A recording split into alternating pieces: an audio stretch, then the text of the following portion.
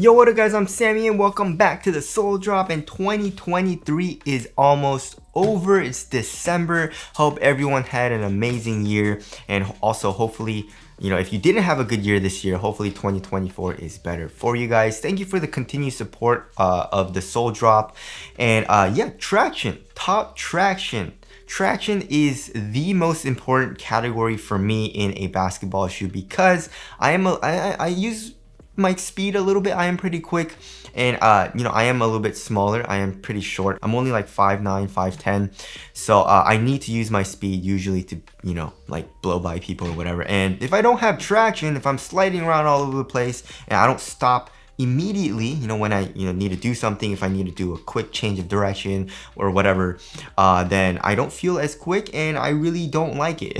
You know what I mean? So because of that, traction is so important to me, and I'm sure traction is really important to some people, you know what I mean, or most people. I'm sure there's some people like that don't play like really shifty. Like if someone is just posting up or something, or is just shooting, you don't really need traction as much. So I do understand that, but for me, I need traction, and it's super important, right? So these are the best tractions of this year, right? If you guys do want to cop any of these shoes, I try to leave an affiliate link in the description box.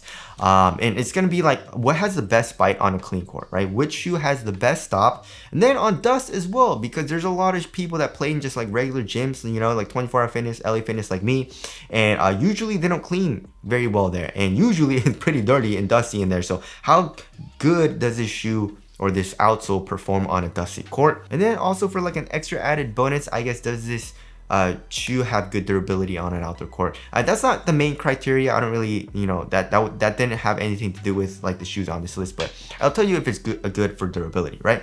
So again, links will be in the description box, but let's get it started right off with the Nike LeBron 21, the LeBron 20. I mean, the LeBron line has been absolutely amazing for the past two models, I guess, right? So LeBron 19 was absolutely terrible. Terrible shoe as well. The heaviest shoe ever, but they completely redesigned the shoe for the LeBron 20, and now the LeBron 21, they're trying to make it a low top. They're trying to make it more responsive, right? But still with good cushion, right? But yeah, the LeBron 21, it has like a brain traction pattern, and the colorway that I have is like a semi-translucent like purple rubber. But then the traction, especially like right out the box, you don't really have to break it in. It has amazing bite, especially if you're playing on a clean court, right? Amazing stops, but also it has a really loud high-pitched squeak, which has nothing to do with performance, of course, but I like to have a nice loud high-pitched squeak, which the LeBron 21 has.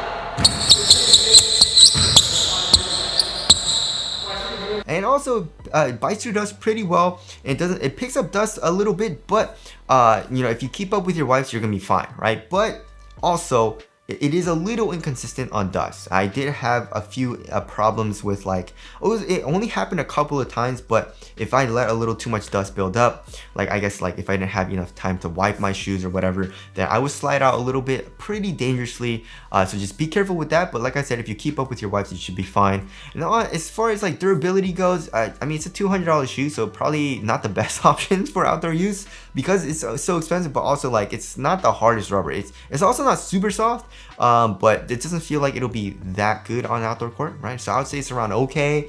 So yeah, definitely do not play with the LeBron 21 on the outdoor court, but for the most part, amazing traction. All right, next we got the 808-3, and the 808-3 and the 808-3 Ultra are really good. So if you're playing on a clean court, amazing stops, you're gonna be fine, and you don't really have to break it in. And then also on a dusty court, you should be fine. It does pick up a little bit of dust, but very easy to wipe off, and then you have really good stops again. So both of them amazing. And also for outdoor use, you should be fine.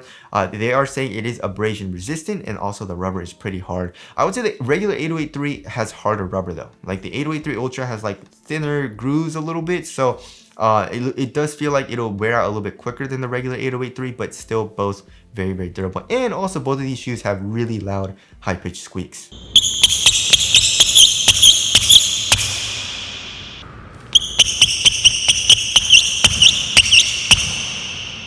Alright, next we got the 361 degree AG4. So this is Aaron Gordon's signature shoe. It's only $100. $100, guys. But amazing traction.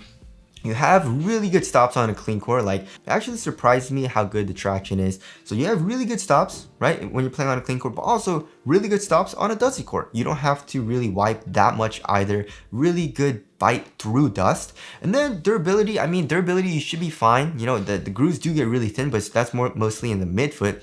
The high wear area is more like in the forefoot where the ball of your foot is, and then kind of like in the heel if you drag your heel a little bit. But at those parts, the rubber is a lot thicker, right? So it should be good for outdoor use. And like I said, it's only $100, and it has a very loud high-pitched squeak as well, which I do like. Alright, next we got the Adidas Harden Volume 7. It is an older shoe, and the Harden Volume 8 should be coming out soon. It's supposed to come out next year, early next year, so maybe like January, I think, maybe December, late December. We're not 100% sure. It hasn't been official, but the Harden Volume 7, if you're playing on a clean court, you have really good stops. I mean, with that herringbone traction pattern, it has really good grip, right? So clean court, you should be fine. It does pick up a little bit of dust, however, right? So it does pick up dust a little bit more than most of the other shoes on this list, but it's very easy to wipe off. So you just do an easy slight wipe and you're good to go, and you have good stops again. But it, like I said, it does pick up a little bit of dust. So if you keep up with your wipes, you should be fine. And then if you're playing on an outdoor court, it should be good. You have really hard rubber. You have a lot of grooves as well, a lot of surface area. The grooves are thick. So yeah, you should be fine on outdoor court. And I mean, it's not super loud and high pitched, but it has a little bit of a squeak for the Harden Volume 7, especially once you break it in. So there's that. Next, we got the Series Player Only Player 1 Plus, and also the regular Player 1 as well, right? So the Player 1 Plus is the upgraded or updated version, which is a little bit better performance, and the rubber is harder for outdoor use. But also the regular Player 1 has really good bites, you know, amazing. It's just top tier traction, you know what I mean? So if you're playing on a clean court, both of them are absolutely amazing. And then also through dust, they're both absolutely amazing. I don't know why that harder rubber bites through dust really well, but it does, you know what I mean? And if it does like pick up dust, it's a really easy wipe as well. But like I said, it doesn't pick up that much dust, so they're both a really good performance on dust. And also the Player 1 Plus has really loud high-pitched squeaks as well, which I do like. So yeah, the Player 1 Plus and the Player 1 are also really good options for traction. Next, we got the Nike Ja 1 Ja Morant signature shoe. It's $110, which is absolutely amazing, really good price. But yeah, the Ja 1 with kind of like the aggressive or modified herringbone traction pattern, you have really good stops. You have an amazing stop, which surprised the hell out of me. And I remember, like, I think it was around summer, right? It was pretty dry, it was pretty dusty. And I was playing on the Ja 1, and I was playing in like some other shoes. I don't remember exactly what other shoes I was playing in, but I remember the Ja 1 specifically being the best, like, for dust performance, right? I was like, yo, this shoe is biting really well, and then the other shoes not biting so well. So I just kept playing in the Ja 1s because it was really good through dust, right? So amazing dust performance for me in my personal experience. And then also durability wise, you should be fine. You have a lot of grooves. The rubber is on the harder side of things. So basically all three categories, clean court, dust performance, and durability should be fine. Also has a very loud high-pitched squeak too, which is a nice little bonus, you know?